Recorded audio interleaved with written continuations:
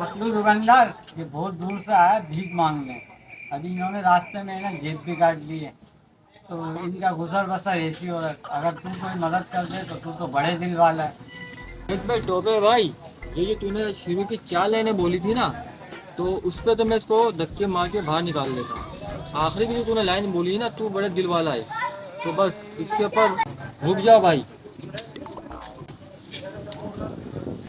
ये लो भाई, ये तुम्हारे पूरे महीने का राशन हो जाएगा, और अब तुमको ना जेब काटने की जरूरत भी नहीं पड़ेगी।